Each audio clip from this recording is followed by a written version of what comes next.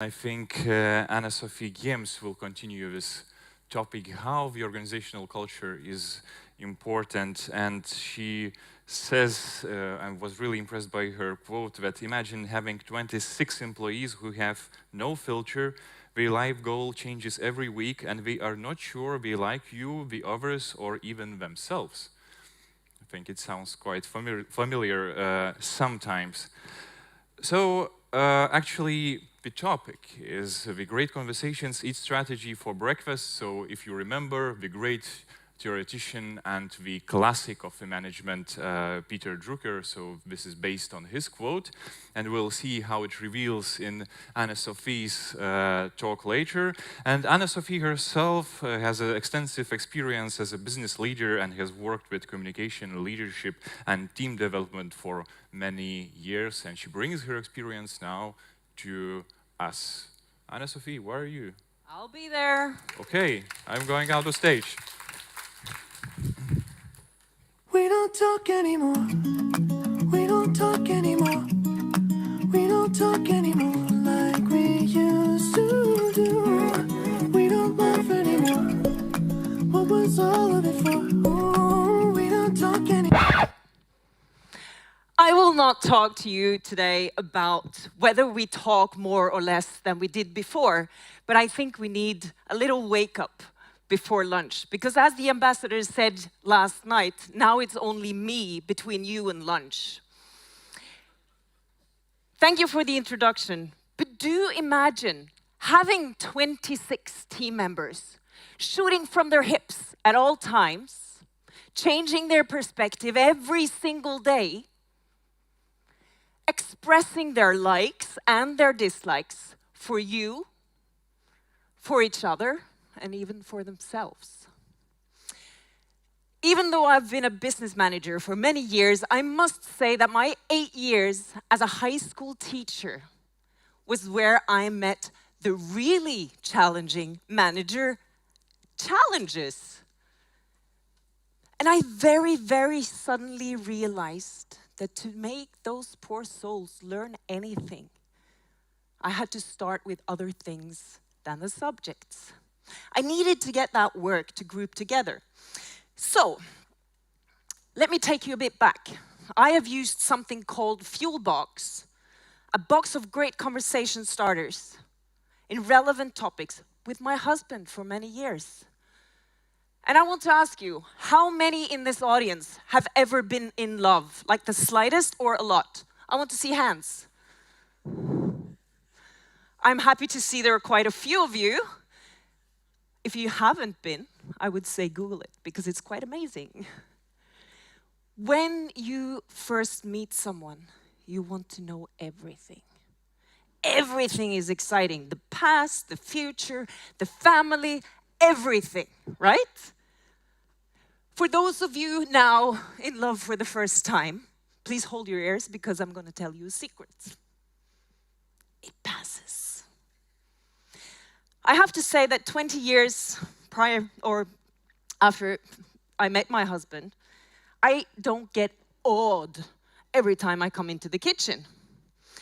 So what we did was we picked cards from a fuel box to connect, to re-spark that connection. And then I knew that Fuel Box had come with a Fuel Box youth. So I brought that into the classroom and I said, today we're gonna talk. Imagine, 16-year-olds, whoa. But what happened was when they got that question to start with, speaking to people they had never spoken to before, the first time I heard a laughter in the back of the classroom, and one of the really, really cool girls, she laughed so loudly. And she was talking to a really, really quiet boy, busy keeping his Tourette's inside his body. And she laughed and she said, I never knew you were that funny, Marcus. And that changed the perspective, and that changed how everyone looked at this boy afterwards. And my epiphany was that whether you talk about a group of pimply youth, a relationship at home, or men pushing 50 in suits in a boardroom, it comes down to very much the same thing. It comes down to connection, to communication, to being seen, heard, valued, understood, feeling that you are a part of something bigger than yourself. And you might recognize the late Peter Drucker's, he said, culture eats strategy for breakfast and some more. I have altered it a bit, because what culture comes down to for me is the connections. And to connect, we have to talk together. This has been our reality for quite a while now. And the amazing technology that surrounds us on all arenas in our lives, it tells us what we do every day. We are social through different social medias. We work on our computers and we communicate digitally. And that is amazing in so many ways. But the question remains, has it brought us closer to everyone else than the ones closest to us already? And COVID-19 has not changed the ability we as humans have to make the good quality connections. Because good quality connections, I dare to say, is important for you to release the potential in a group. If you lose communication, you lose connection. And you can have the best strategy, plans, documents, if you don't have the people thriving in it. And culture comes down to something you do every day, every single day. I want to go show you quickly, because I think the Google analyzing 180 teams, interviewing hundreds of employees is more relevant than ever. Because Google wanted to find out what makes the best teams. And they had a thought that if you put complementary competences together, the best people together, that would make the best teams. And that is measured in economical outcome. And that is important. They found out that there were 5 key drivers. And by far, psychological safety came out on top. And psychological safety is to do with how people feel safe, how people trust each other, how they dare to speak up, how they dare to turn new ideas upside down, questioning what is already here. And trust, I know more people are talking about that today. And trust can be seen as many ways, but I have to say that culture, in a lot of ways, comes down to trust. There are a lot of definitions on trust. I quite like this one, Charles Feltman's. Because you have to be quite brave. But I still mean that this is too important for you as leaders to ignore.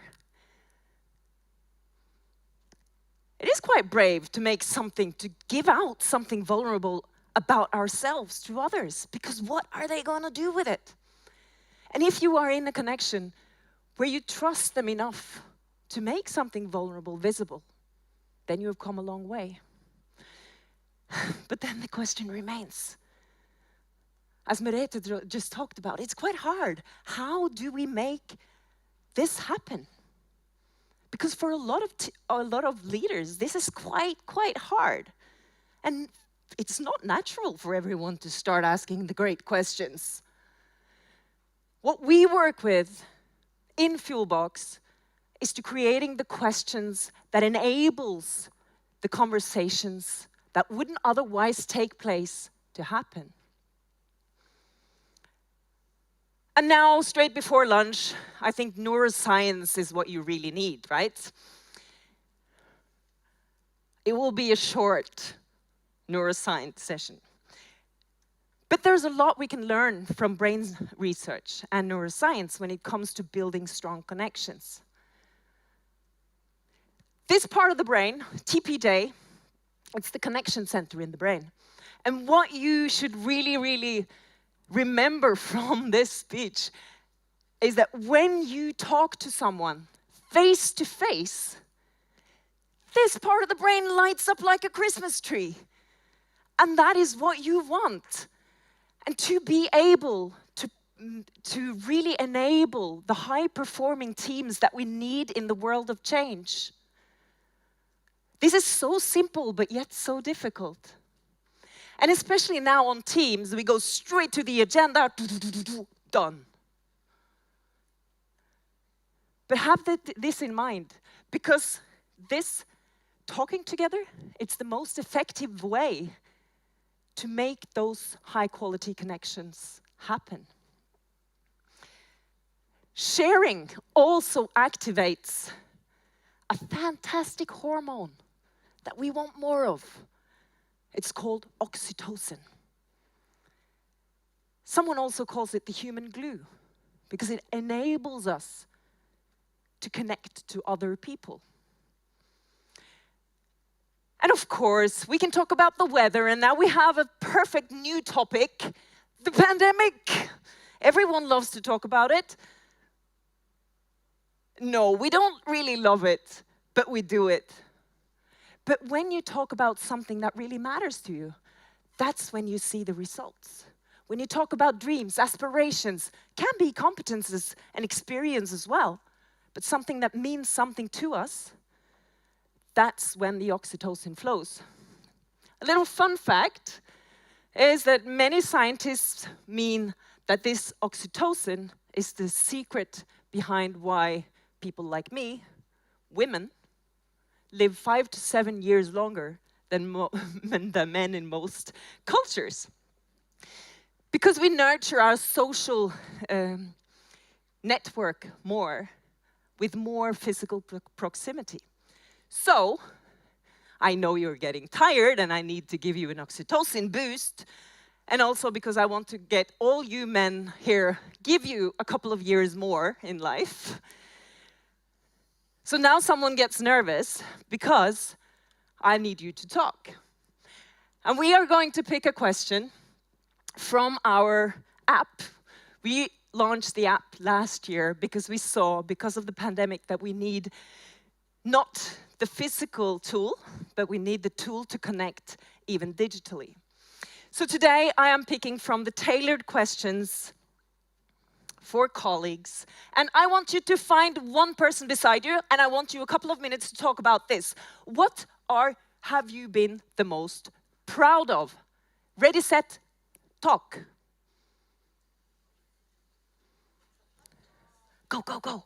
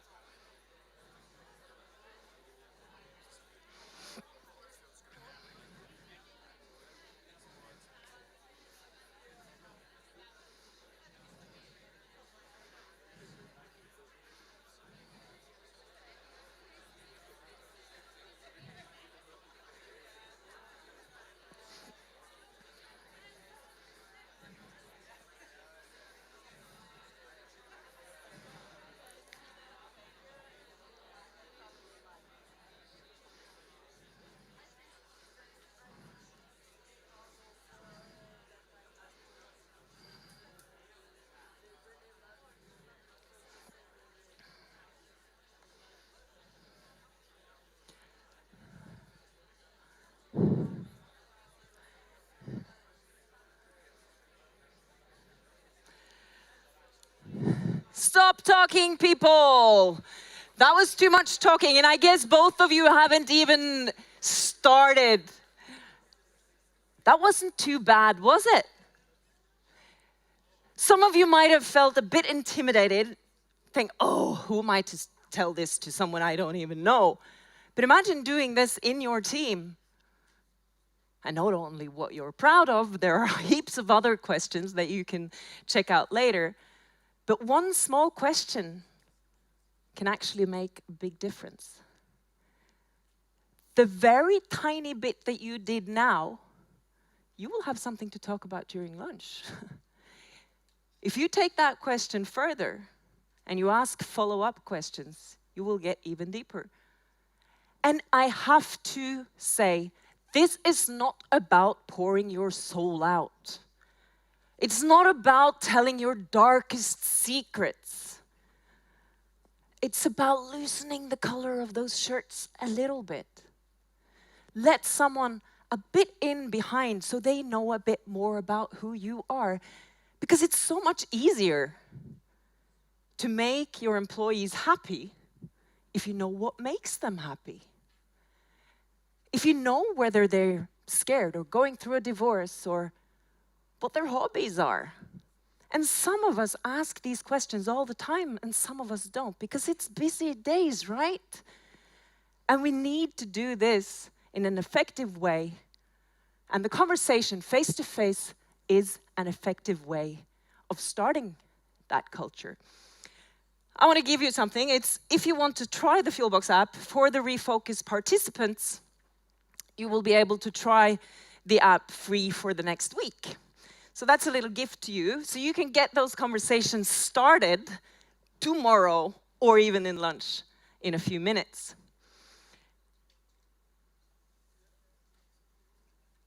But it has to be, or we have to be a bit brave to start the conversations that matters.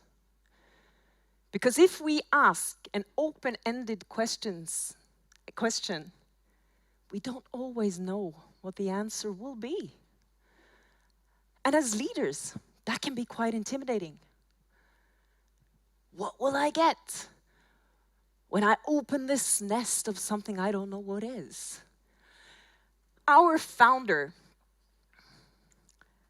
she picked a card from our box, Fuelbox family. We have about 17 boxes on the app. We have 7,000 questions, open-ended questions, checked out in our library. But they picked the question, who could play the leading actors in the movie about our lives? The daddy in the family, quite happy. The kids were right, James Bond could play you, Dad. Our founder, who actually started this adventure, not that happy. And for those of you who have seen Ice Age, you would be happy to hear the kids' comments afterwards saying, and it's not only the looks. We aim to make people connect. And I hope that I have inspired some of you. And I know I haven't given you the big epiphany, because I think I talk about something that we all know. We know connections are important to us. The connections we have, more or less, decides who we are. And to thrive at work, to be able to release that collective potential in a group or individually, we need to be brave enough to ask the open-ended questions. I would like to end this session so that you can go get some food with a scientifically proven tip. Not only will it make you great conversation partners with or without Fuelbox, but it will also fuel all your relationships. And this tip is 3 words. You can see the whole TED Talk by Dr. Mark Holder. I really recommend it. It's 17 minutes well used. But there are 3 small words that you as leaders should use more, I dare to say, to make those connections happen. And even though you're not interested, try it. These 3 words, tell me more. So easy, right? But so difficult. And my challenge to you guys. These 3 words signalize real interest. What you say means something to me. And we can do the huge culture changes, but we have to start somewhere. And this is somewhere to start. And I really hope that going forward, leaders in the whole world, we have worked with leaders in Dubai and in Germany and England and Norway, and hopefully you also see the gold that lies in the people. But to know about that goal, you have to get them to talk a bit more. So by that, I will say thank you so very much for the attention, and I wish you all good luck on building the culture to release the collective potential in your high-performing teams. Thank you so much.